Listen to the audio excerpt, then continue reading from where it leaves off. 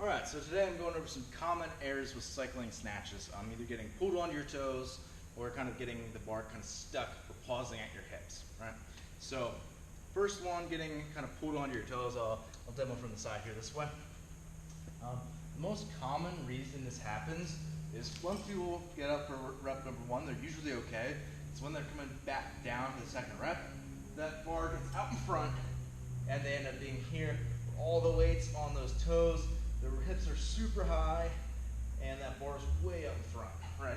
So trying to avoid that, think about instead of pushing the bar out in front, so that's gonna be way out in front and you're gonna be up on your toes. Think about pushing yourself out of the way, kind of leaning your head back, that bar coming straight down, and then also, as soon as it hits your hips, start to allow your hips to lower with that bar, right?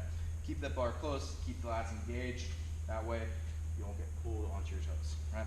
So think, rather than me pushing the bar out in front, think about me getting out of the way of the bar. Same sort of idea with a jerk or like a strict press, anything like that, right?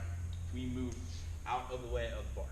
Second one is if people are getting that bar stuck at their hip or the pausing at their hip, they're coming here, and then they're going down, and then they're coming here, and going down, right? Fairly common. Often it's just a mental thing, right? Where it's like, you just need to practice not stopping there, right? And it's just like, think, rather than that bar sticking and stopping, and then me moving again, think slide, where it just kind of hits and moves. So think stick, don't slide. That is often enough to help people get to think of actually doing it, right? It's often they just don't realize that they're doing it. Second thing is, if that's not it, it could actually be a positional fault rather than just sort of a mental fault.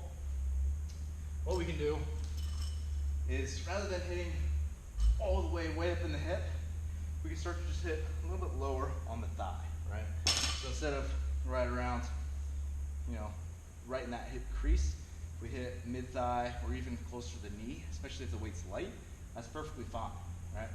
It allows us to get out of our hips a little bit, do a cycle reps just a hair quicker. So instead of here and down, we'll hit kind of, again, a little bit lower on the thigh and down. So there you go. Two options, two common mistakes, quick fixes for errors for the snatch.